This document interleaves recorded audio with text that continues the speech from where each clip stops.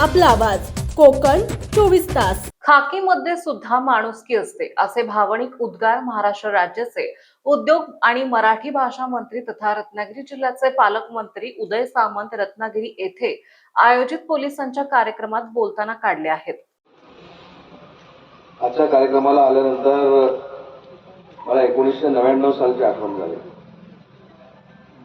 1999 सालामध्ये मला माहिती देखील नव्हतं की भविष्यामध्ये मी राज्याचा उद्योग मंत्री होणार आहे आणि मला अभिमान आहे सांगायला की 1999 सालापासून आतापर्यंत हेडक्वार्टर मधले सगळे पोलीस मला संरक्षण देऊन गेले असते। एवढी सिक्युरिटी 1999 सालापासून मला सरकारने दिली आणि 1999 सालामध्ये ज्यावेळी मी राष्ट्रवादी युवक काँग्रेसचा अध्यक्ष होतो, भुजबळ साहेब राज्याचे गृहमंत्री होते आणि या जिल्ह्यामध्ये कटुप्रसंग निर्माण झाला। या महाराष्ट्राच्या इतिहासामध्ये युवक काँग्रेसचा जिल्ह्याचा अध्यक्ष सिक्युरिटी घेऊन फिरणारा मी एकटा होतो। 1999 सालामध्ये मी क्रिकेट देखील चांगला खेळायचो आणि गडिंग्लजला हा प्रकार घडल्यानंतर गडिंग्लजवरनं इथे यायला जितका वेळ लागतो तेवढ्या वेळामध्ये मला सिक्युरिटी अलॉट झाली होती आणि साळवी नावाचे तत्कालीन कॉन्स्टेबल कारवाईने घेऊन माझ्या दारामध्ये उभे होते।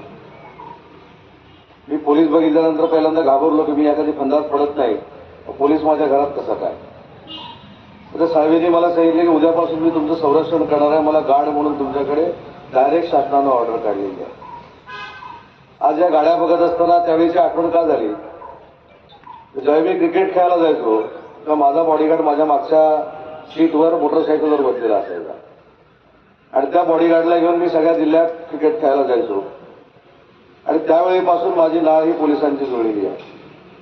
आज पोलिसांचा असणारा ताफा, शासनानं दिलेली सिक्युरिटी, याच्या पलीकडे पोलिसांच्या हृदयात जाऊन जर आपण बघितलं तर ते आमच्यासाठी जे कष्ट घेत आहेत, जनतेसाठी जे कष्ट घेतात बगाटे साहेब, ते आपण शब्दामध्ये व्यक्त करू शकत नाही।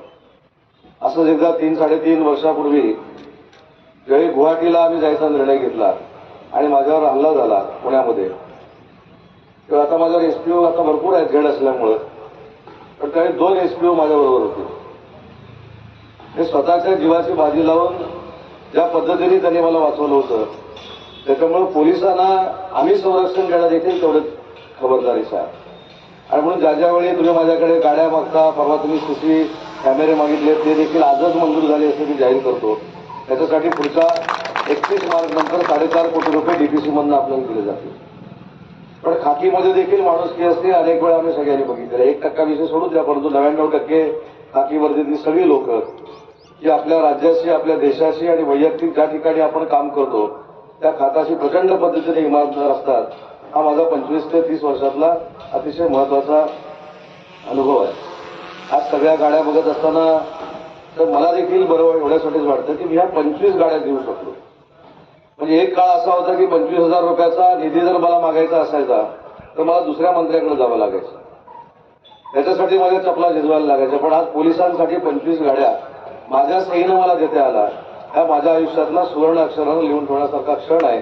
आणि याची सुरुवात मी सिंधुदुर्गचा पालकमंत्री असताना केली। आपण जर माहिती काढली तर सिंधुदुर्गमध्ये देखील असाच एक प्रसंग उभा राहिला। गेडाम दीक्षित तिथले एसपी होते आणि त्यांनी मला सांगितलं, साहेब प्रयोग करून बघू, आपण 10 गाड्या डीपीसी मध्ये देऊया। म्हटलं महाराष्ट्रामध्ये आजपर्यंत असं झालं नाही, पण जर व्हायचं असेल तर मग 10 गाड्या कशाला, आपण 20 गाड्या आपण डीपीसी मध्ये देऊ। आणि त्यावेळी तत्कालीन अर्थमंत्र्यांनी त्याला मंजुरी दिली आणि महाराष्ट्रात पहिल्यांदा डीपीसी मधनं गाडी द्यायला सुरुवात करणारा जर पालकमंत्री कोण असेल तर आपल्या सगळ्यांच्या आशीर्वादाने मी होतो। नंतर तो पॅटर्न सातारामध्ये राबवला गेला, नंतर मी पालकमंत्री।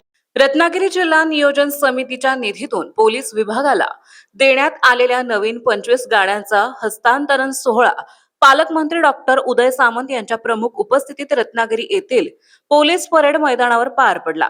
या कार्यक्रमाला पोलीस अधीक्षक श्री नितीन बगाटे, नगराध्यक्षा सौ शिल्पा सुर्वे, अप्पर पोलीस अधीक्षक रवी महामुनी आणि इतर वरिष्ठ पोलीस अधिकारी उपस्थित होते।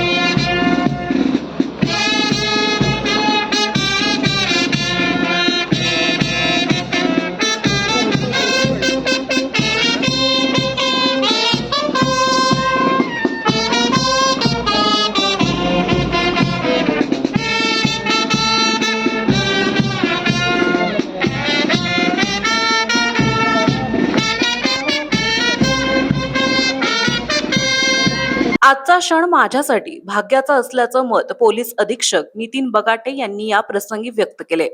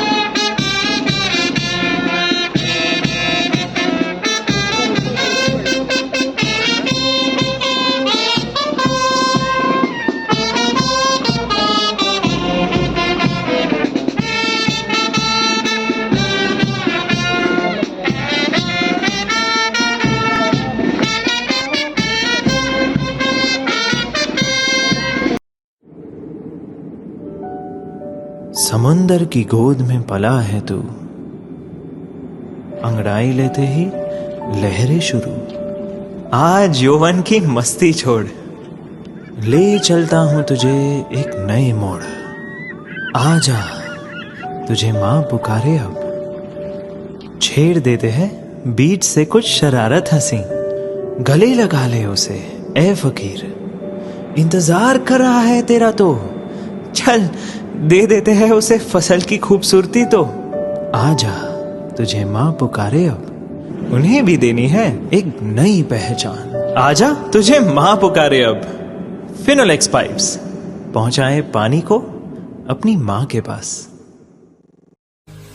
महाराष्ट्रातील तसेच कोकणातील महत्त्वाच्या बातम्या पाहण्यासाठी कोकण 24 तास न्यूज चॅनलला YouTube वर सबस्क्राईब करा आणि बेल आयकॉन प्रेस करा.